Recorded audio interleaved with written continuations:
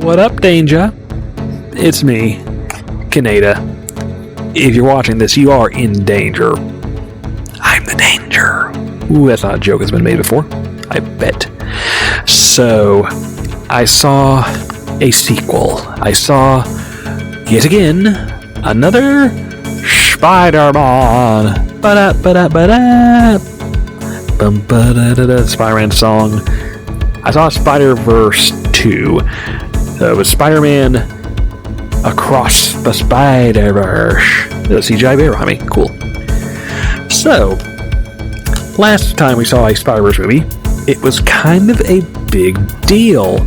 It, lo and behold, lit a fire under the ass of the entire animation industry. Who'd have thunk? Little movie that you wouldn't expect much out of. It's another Spider-Man thing, and hey, it changed the game.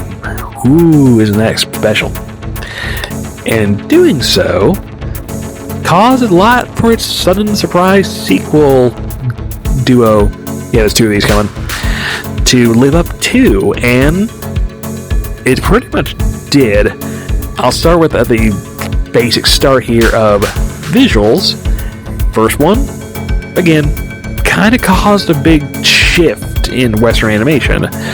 Companies realized, we're allowed to stylize things. We don't have to do what Disney's doing. We can do our own thing. We can make every movie look unique and pretty, and visual interest has become a big thing again. Who'd have thunk? Animation is becoming animated again.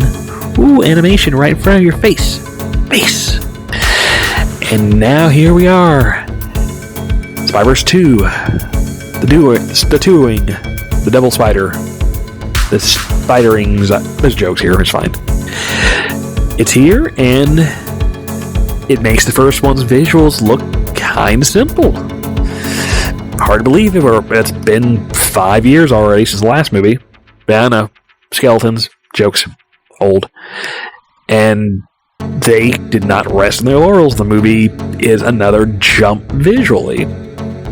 We spend a good 30 minutes of the movie in Gwen's painter world, and oh god, it's pretty.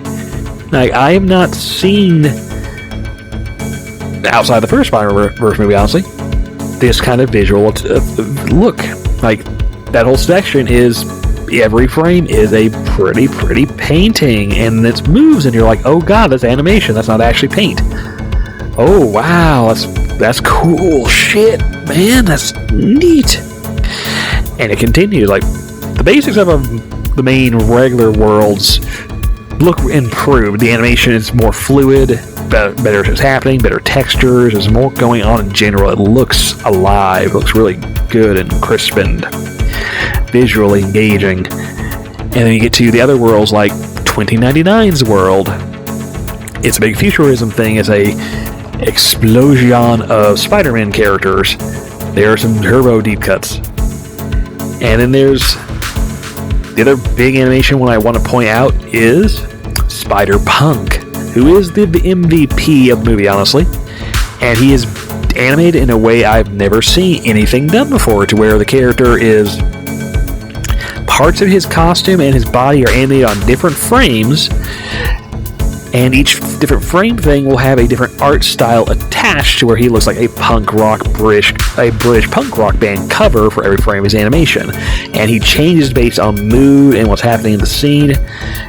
He's really visually busy because of this, and I can understand someone getting a little bit, having a hard time looking at him visually because of what the effect they do, but it's really interesting and really cool. This is an artiste. I've been making porn for 20 years here. I get to call myself an artist at this point. Deal with it. You're watching someone, I'm geeking out at the animation here. And I'm not an animation student at all. I like animation, I like film, I like cartoons. But I don't know the game of it. That is not something I ever studied. No, that's not a thing I went into, but I appreciate this, and I can recognize game. This is beautiful. So how's the actual plot? Pretty good, honestly. I will say that the original one is a smidge tighter and better because it is, at that point, it was brand new. It was a new plot. You had new characters. Everything was... It had the advantage of being the first one to get everything introduced and going, and it was nice and tidy because of that. Second one is introducing a lot. Lots of new characters, new situation, new setup, progression of the actual plot from the intervening time frame. There's a lot on its plate. Balances it well. It's just gonna be a bit messy because there's so many moving parts. Also, the movie gets a little bit visually noisy in the second quarter or so when they go to 29 Island because there's so much stuff happening. And if you are a Spider-Man fan, one, you're going to enjoy this. Two, there are so many deep cuts of things in here. Like, even more than the first movie did. Like, there are some deep eggs they dug up out of the ground to put it right in your face. Are you a fan of animation, of the animated Spider-Man? Most of them show up. A couple have lines.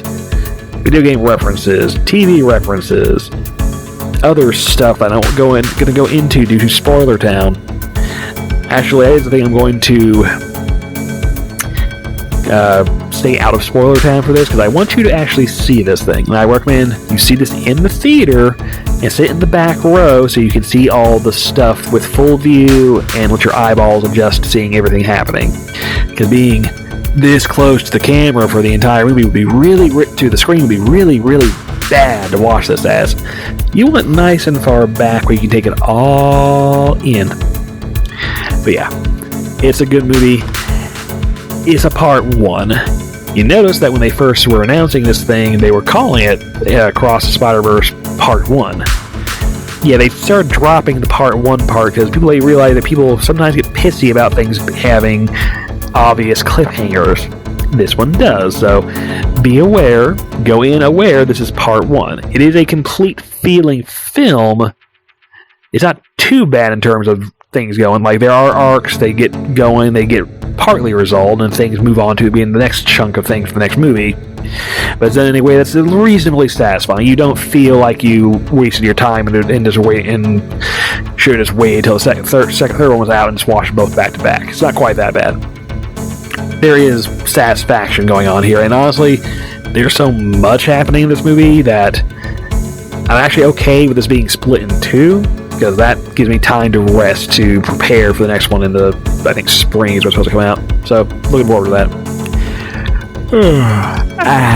I also, in the movie has about, you can tell that they were basically looking for just the right spot to hit the pause button between movies, because there's, like, good half dozen spots where they could have hit the pause button and perfectly fine and wait until the next movie starts, but then they kept going until they finally found the one they wanted to stop on. And it works fine. Voice acting is quite good. Soundtrack is, again, pretty damn good. Like, there's a soundtrack here and I remember it. That's hard for me to even remember friggin' soundtracks, because usually they're so just in one big ear, out the other. This, I remember the soundscape. It's a good soundscape. It's got bass going on. It's good. And, yeah, there's some really fun stuff in here. It is a overall fun movie.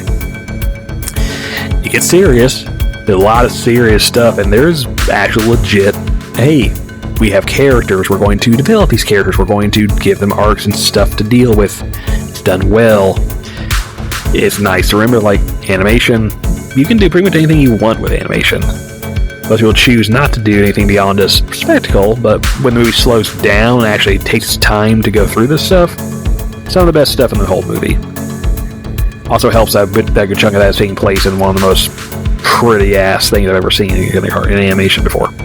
Anywho, but yes, Spider-Verse 2, The Reckoning, Quickening, whatever. Worth it. Go watch it. You'll enjoy. I'll see you back here again for when I want to gush about the third movie in next year sometime. So, meantime, I am in New York again. It is wet. I may just stay here inside this coffee shop. There's a giant stuffed bear. There's a hologram one outside protecting this building from any particular threats. I feel safe in here. Warm, comforting. I'm just going to go find a nice shelf and lay on it. Just spread my naked ass on it.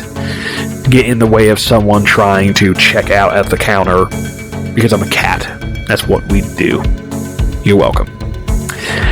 Bye-bye. Oh, yes, and like and subscribe. Check out my Patreon. Check me out on Twitter, FA, several other sites that don't get anywhere near as much traffic as those main two. Give me money. I have a Ko-Fi. No one uses it.